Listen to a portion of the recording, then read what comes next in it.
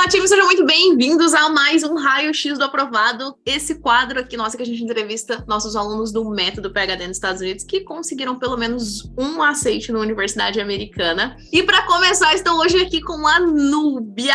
Eu não sei onde a Núbia foi aceita, eu não sei como é que é a história dela, nem a Sara sabe. A Núbia tá aqui pra contar tudo pra gente. Então, assim, Núbia, pra gente começar, eu preciso saber se você está elegível pra participar dessa conversa aqui com a gente. Você confirma pra gente que você é aluna do Método PhD nos Estados Unidos e que você recebeu um aceite de uma universidade americana? Sim. Então é Eu isso. sou da turma de março e recebi meu aceite em agosto. Então é isso, Núbia está apta para conversar aqui com a gente. Núbia, quero que você aproveite e conta pra gente, com as suas palavras, o que é ter um aceite. Fala pra gente de onde, qual que é a sua área, onde você recebeu o seu aceite e o que significa ter um aceite na sua mão te convidando para ir para uma universidade americana. Conta pra gente. Eu recebi um aceite na North Carolina State University, no PhD em Engenharia Civil. Cara, é uma loucura. É a sensação de você mudar seu futuro, assim, literalmente. É muito louco. Tá falando com vocês aqui é extremamente louco nesse momento, porque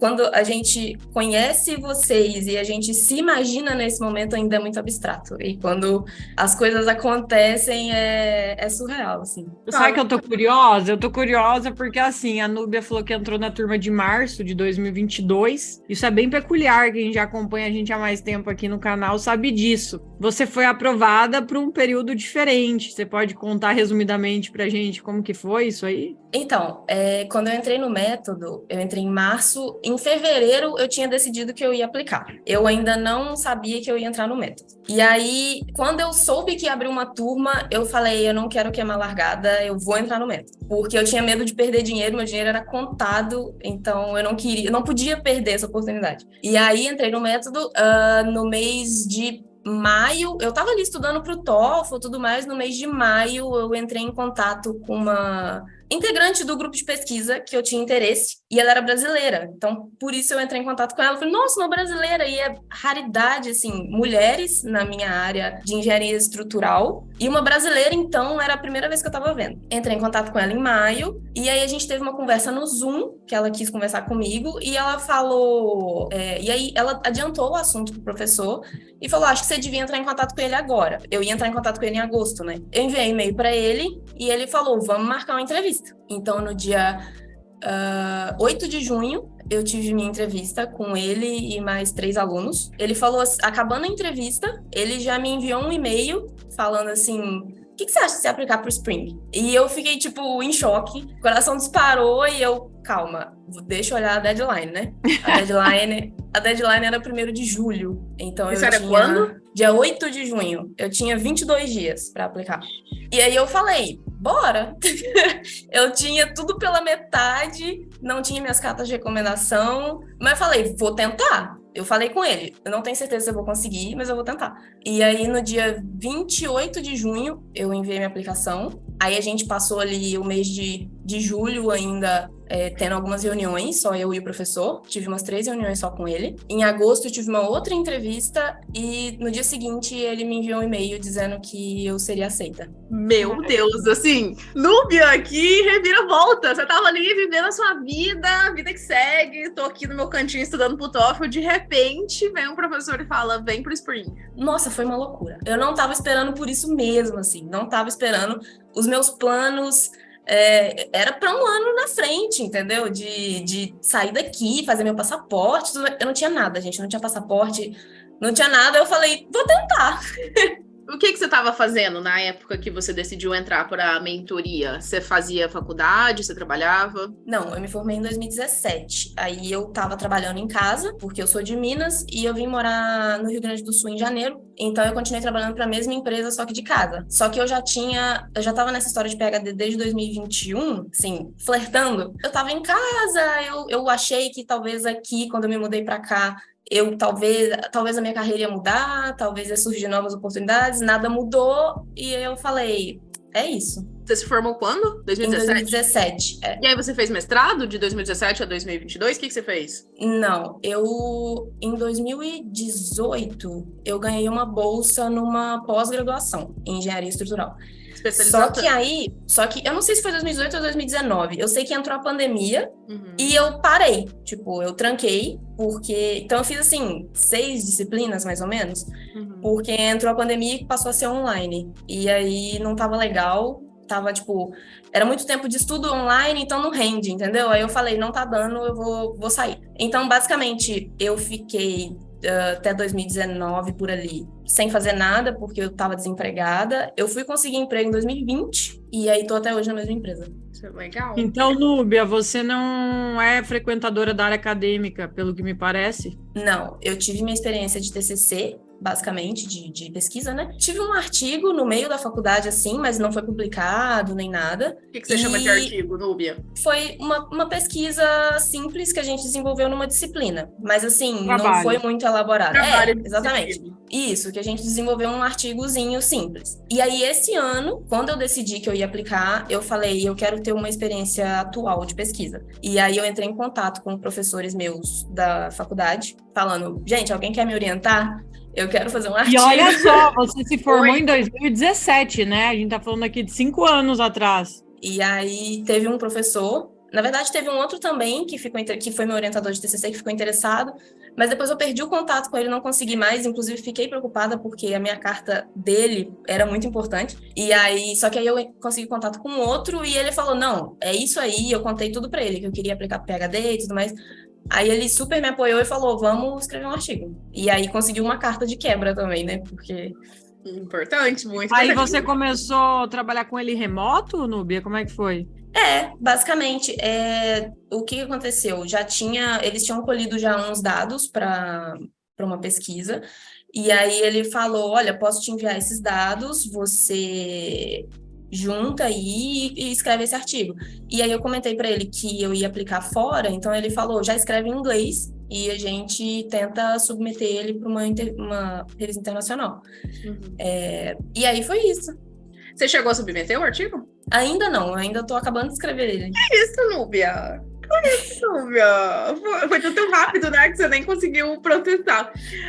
Núbia, você contando essa trajetória, sua ali, você ficou desempregado um tempo, e eu sei que quando a gente se forma, eu sei assim, né, na verdade eu não sei porque eu não senti isso, mas eu escutei isso de colegas meus, que quando a gente se forma, que a gente fica desempregado, dá meio com a baixa problema de autoestima aí, você fica meio, meu Deus, eu vim por 5 anos em engenharia, não tenho emprego.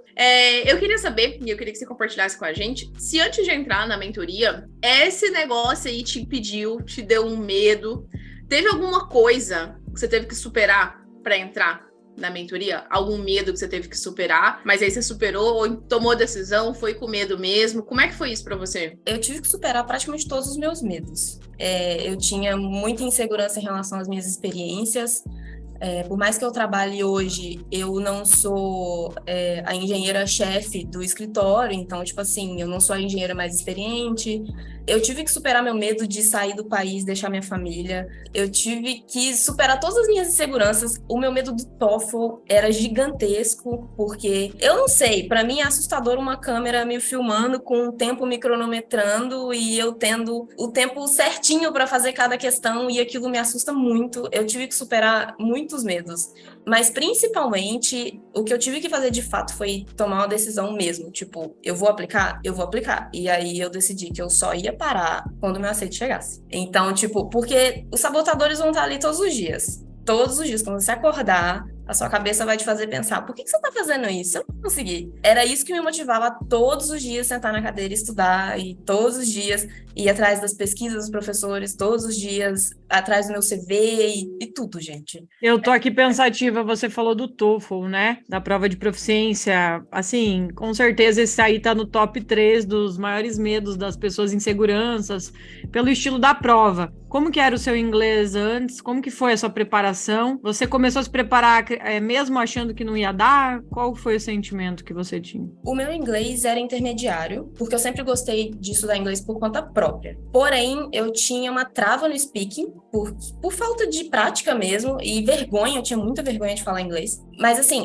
a minha questão com o inglês em si não era grande, mas com a técnica da prova em si era muito. Eu lembro que quando eu comecei a estudar o speaking, que era a pior parte pra mim, não saía nada. Você tem que gravar 1 minuto de áudio e não sai nada. E tipo, foi assim durante muito tempo e eu, você tem certeza que você vai fazer isso? Tem certeza que vai dar certo? E parecia que não tinha evolução. Mas aí eu comecei a pegar mais pesado no speaking. Então, tipo, todo dia, nem que seja um pouquinho, eu treinava o speaking para poder evoluir. E realmente acontece. A persistência é o segredo. E eu pedi se você se preparou exclusivamente pela escola do TOEFL. Quando eu comecei, porque eu falei que eu ia aplicar em fevereiro, né? E aí eu comecei a estudar ali, eu devo ter estudado, tipo, 2 semanas, até que eu descobri que ia abrir uma turma. Aí eu parei. E eu falei, eu vou esperar a escola do TOEFL, porque não faz sentido eu ficar correndo atrás de material, sendo que vai estar lá. Foi quase que exclusivamente pela escola do TOEFL. Quanto você tirou? Eu tirei 85. Eu queria tirar 90, porque alguns programas-alvo meu era nota 90, mas o que eu precisava era 80, e eu consegui tirar 85.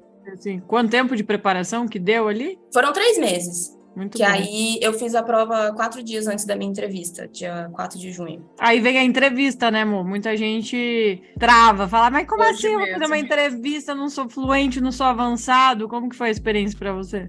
De cara foi assustador, porque quando o professor falou que ia marcar uma entrevista, ele já marcou um monte de aluno dele, enviou e-mail para todo mundo, e eu já sabia que ia ter muitas pessoas. E isso me apavorou, assim, de cara. Aí eu pensei, tá, só vamos, né? E aí, quando começou, eu tava muito nervosa, mas foi passando, foi tranquilo. O material, tipo, cobria todas as perguntas. Eu tava, tipo, preparada de verdade para todas as perguntas. Então, no final, foi tranquilo, assim. E era bem aquilo mesmo, não teve surpresa, né? Preparação, né? Preparação. Preparação, quando você já começa assim, meio já sabendo, aí você vê que você tá sabendo mesmo, aí você fica, não, tô tranquilo, já até libera aquele nervosismo que você tava ali no começo. É isso aí, vai relaxando, né?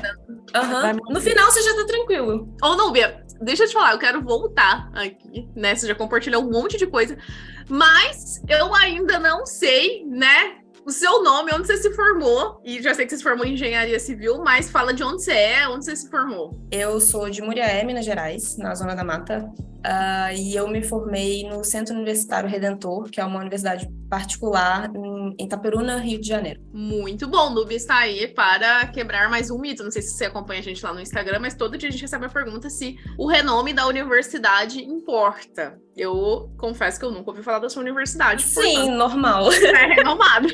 Portanto, o meu repertório de universidades inclui USP, Unicamp, UFRJ e a universidade que eu me formei. Exatamente. Ainda não. Quando eu recebi o aceite, o professor falou que... A gente teve uma conversa e ele falou, eu vou transferir seu term pro summer. E aí, acho que por uma questão de logística, vai entrar outra menina agora no spring e ele achou melhor me passar pro summer. Então, eu começo em maio e não em janeiro. Em maio? E aí, isso, bem no summer. E aí, em janeiro, eu vou correr atrás do meu visto. Ah, você tá tranquila, então, nos prazos. Eu tava pensando em spring e janeiro, o bicho vai pegar, mas não. Ótimo, tá? Aí com um tempinho para passar o Natal de boa com a família. O Réveillon tranquilinho. Réveillon, começo do ano tranquilo para arrumar tudo. Muito bom, Núbia. Mo, mas o que a gente quer saber, né? Bolsa 100%, Núbia, ou você vai pagar aí R$1,5 milhão para fazer esse PhD? Conta aí. Não, bolsa 100% com health insurance e tudo que tem direito. Health insurance. Núbia, você pode falar pra gente, você sabe mais ou menos quanto que é a sua bolsa? Sim, a minha bolsa é de 62 mil anual bruto, né? Incluindo tuition e tudo mais. E em torno de 31 mil stipend, que vai ter uns descontos também, né? De imposto e tudo mais, e tem as FIIs remanescentes. Mas é 31 mil anual o stipend. Legal. Bom, hein? Que cidade que é a faculdade? É Raleigh, na North Carolina. Essa diz que é super boa. Nossa, a Núbia será muito rica, então, porque não é tão turístico, tem seguro saúde à parte, mais $31 mil anuais, né? Mesmo que bruto. Bom, hein, Núbia? Vamos poder te visitar. Claro, super bem-vinda. Nubi, agora você já sabe, né? Já tá com a vida garantida aí nos Estados Unidos, um salário garantido, universidade garantida pelos próximos 4, 5 anos, tem health insurance. Cara, perspectiva de futuro maravilhosa. Eu queria que você voltasse um pouquinho assim, do seu sentimento. Como que tava a sua vida um mês antes de você decidir entrar na mentoria? Como que tava, assim, você falou que, cara, meu dinheiro tava contado. Como é que tava a sua questão de dinheiro? Como é que tava o seu tempo, né? Muitas vezes as pessoas, elas têm essa preocupação de que, meu Deus, eu não vou ter tempo de fazer as coisas que eu preciso fazer pro processo. Como é que tava? Tanto a sua questão financeira, quanto a sua questão de tempo? A questão financeira nunca foi muito boa. Tanto que eu estudei numa universidade particular, mas eu tinha bolsa e eu tinha FIES. Então, eu nunca paguei. Mas, assim, por sorte, o dinheiro que eu tinha guardado era, tipo, de projetos. Eu nunca fui de gastar. Então, eu gastava um pouquinho e guardava o resto. E aí, tipo, eu tinha uma reservinha. Eu tava... No início desse ano, eu não tinha muito tempo livre. Varia um pouco, porque como eu trabalho de casa, tem hora que você trabalha mais, tem hora que você trabalha menos, né? Mas aí, no início desse ano, eu não tinha muito tempo livre.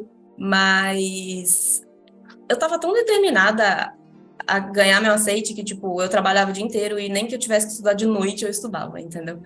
Então, e aí eu entrei de cabeça, eu falei, vamos guardar mais dinheiro e vamos ocupar todo o meu tempo atrás disso. E era, tipo, todo o meu tempo em prol de trabalho, estudo, trabalho, estudo, trabalho, estudo. Resolveu focar 100%, Núbia. Eu sou bem determinada. Porque você parece com a Carol. A Carol também era bem determinada. Então, essas tem cara de determinada. A Núbia, você falou aqui pra gente, né, dos medos que você teve que superar, e um deles foi que você teve que superar, né, essa insegurança de sair do país, deixar sua família. Como que tá isso daí agora, né? Sua família te apoiou nesse processo? Como é que você...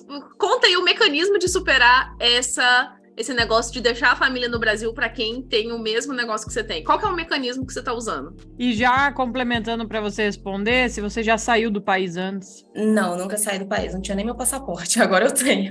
Essa história da família foi bem louca, porque eu conheci vocês em 2021 e eu passei o ano todo pensando, enviei muitos e-mails, mas eu não nem investi dinheiro em nada, que eu tava com muito medo. E aí, em janeiro desse ano, eu vim morar no Rio Grande do Sul. Isso, tipo, abriu muito a minha cabeça. Foi um estágio pra mim, pros Estados Unidos, porque eu vejo minha família 1, 2 vezes no ano, hoje. Eu amadureci muito nesse processo. Então, hoje eu vejo que eu vou ver minha família, mas hoje eu posso investir o meu tempo na minha carreira e tudo mais, e minha família vai estar ali me esperando. E sobre eles me apoiarem, o que aconteceu? Eu não contei para ninguém. Quem sabia do processo de aplicação era minha mãe, porque eu peguei dinheiro emprestado com ela para pagar o método. E o meu noivo, que agora é marido, que ele morava comigo, eu falei, olha, vai acontecer isso e isso. E aí, era isso. Quando eu recebi meu aceite, é que eu fui contar pro resto do pessoal. Meu Deus, Núbia, rolou você mudar. Era a primeira vez que você saiu de casa, saindo da sua casa pro Rio Grande do Sul. Uma vez eu vim em 2018, mas eu fiquei 6 meses só. Eu senti muita falta da família aquele ano. E por isso eu tinha muito medo de acontecer de novo. Só que a minha cabeça amadureceu muito nesses 4 anos que se passaram. O PhD aí, casamenteiro, né? A gente sabe que o PhD no ZU casa as pessoas. Ou casa aqui antes de, ou casa lá. Deixa eu te falar que tem um negócio. Depois que a Sara fez um story falando isso, né? Olha, se você tá noivo, ou você sai daqui casado, ou vai voltar de lá casado. Minha filha, a gente recebeu mensagem de uns 5 casamentos que foram marcados em uma semana. Gente, então, eu casei semana passada. Meu foi mais tenso, eu tava olhando as datas esses dias, eu casei assim 2 semanas antes do visto. Sério? Tem gente que tem medo, né? Ai, posso casar em cima da hora, meu querido. Dá sim, já fiz. Eu fiquei receosa, confesso. Que eu fiquei, vai que eles pensam que eu tô casando, sei lá, né? Aí eu quis casar um pouco antes. Mas não tem problema não, dá pra casar até depois, né? Mas a gente sabe que depois a pessoa arranja outro. Então, casa é um incentivo, vai casar. Né? Núbia, eu ia te perguntar isso, se você ia sozinha e tudo mais. Aqui você acabou de dizer que casou, o teu marido, ele vai junto de cara, pretende depois? Como que vocês estão financeiramente organizando isso aí, logisticamente aí, dependendo de como que é a vida dele hoje no Brasil? A ideia é ele junto comigo. Ele trabalha com uma empresa aqui, mas ele é programador. Então, ele tem uma certa facilidade de trabalhar à distância. Ele vai comigo, a gente vai tentar o visto J, porque eu já entrei em contato com a universidade, já perguntei, eles falaram se encaixa, né, nas regras do visto J.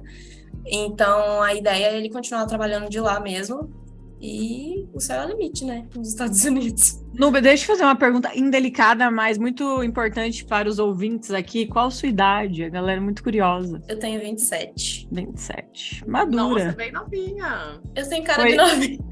A gente foi com quantos, Mo? Fui com 24. 24, mais nova ainda. Nubia está na faixa etária aí. A gente tem mentorado de 41, que eu me lembre, que está lá presente nos Estados Unidos, então...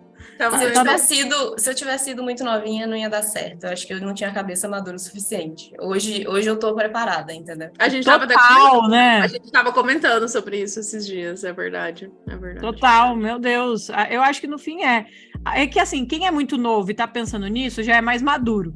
Isso. Aí nós, a gente Sim. é do tipo, né, que é que a gente acaba ficando mais velho, amadurecendo na base da idade mesmo, é o que resta. Olha, eu tenho aquela pergunta final clássica, né, Núbia? Qual é o sentimento de saber que você tá indo fazer um PhD com bolsa 100%, vai levar o maridão, e não é uma bolsa qualquer, né? Qual que é o... Assim, você já introduziu um pouco pra gente, mas se você puder dar mais detalhes, assim, o que isso representa para você? É uma sensação de recompensa por todo o esforço, por ter me permitido sonhar e por ter mudado meu mindset e ter ido atrás, sabe? É uma sensação de recompensa. É só o início de um caminho, mas já é uma sensação de recompensa gigantesca. E aquele final clássico, né, amor? Núbia, se você quiser deixar uma mensagem para pessoas que estão ou que vão estar na mesma trajetória que você, sobre essas fases de montanha-russa, que é o processo de preparação, você fica à vontade aqui. Eu acho que o segredo é a constância, é persistir todo dia, porque os medos vão aparecer e o negócio é você passar por cima de tudo isso e ir atrás do que você quer. Foca no que você quer e vai. Muito bom, muito obrigada, Núbia. Muito obrigada, Núbia, pelo seu tempo e se vemos em breve nos Estados Unidos. Obrigada a vocês, a gente se vê.